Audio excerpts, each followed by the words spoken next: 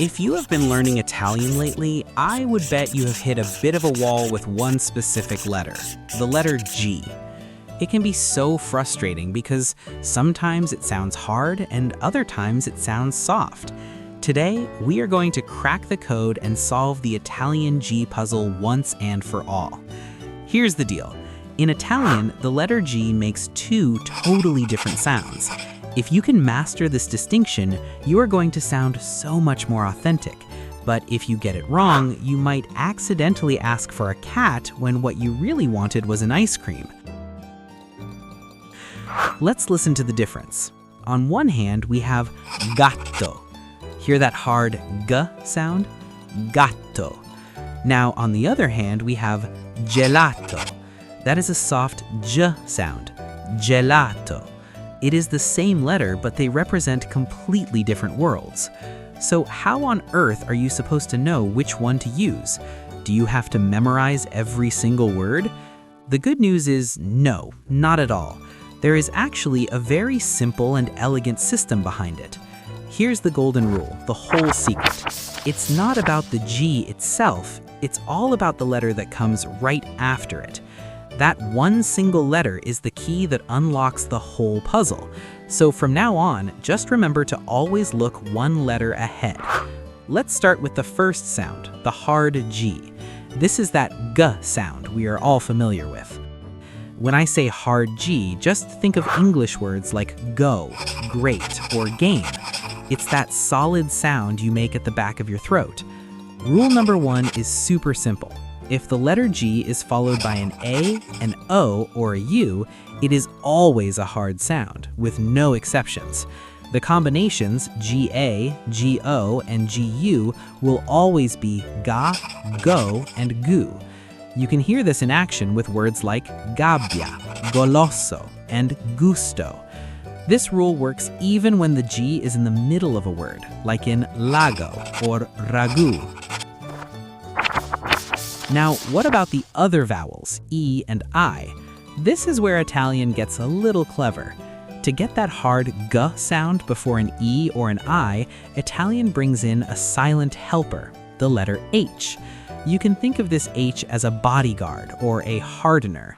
It does not make a sound itself, but its only job is to protect that G and keep it sound hard. You've seen this in words you definitely know, like spaghetti. That silent H is what forces the hard sound. It's the exact same with funghi and ghiaccio. That little H makes all the difference in the world. Now that we have mastered the hard side, let's look at the soft G. This is that J sound, like in the English words jet, jungle, or giant. It's a much softer sound made toward the front of your mouth. Here's the other half of our system. If a G is followed directly by an E or an I and there is no H in between, it is always a soft sound. GE is J and GI is G. Let's check out some examples, like gesso and Germania. You can really hear that soft J sound. With the letter I, you get words like energico and valigia. It's another beautifully consistent rule. But what if you want that soft J sound before an A, an O, or a U? Just like that silent H acted as a hardener, Italian uses a silent I as a softener. When you see GIA, GIO, or GIU, that I is often just a little signal to make the G soft. For example, it's not GIACCA, it's giacca. The I is basically silent. It's the same for words like giocco and giù. That I is just a little flag telling you to make the G soft. Now it's your turn to try. I'm going to give you a word and you decide if the G is hard or soft. First up is goloso. Take a look at the letter that follows the G. Based on that, is it a hard G or a soft J sound? You got it. It's a hard G because it's followed by an O. Go, lo, so. Excellent job. Now let's try a trickier one. GHIACCIO.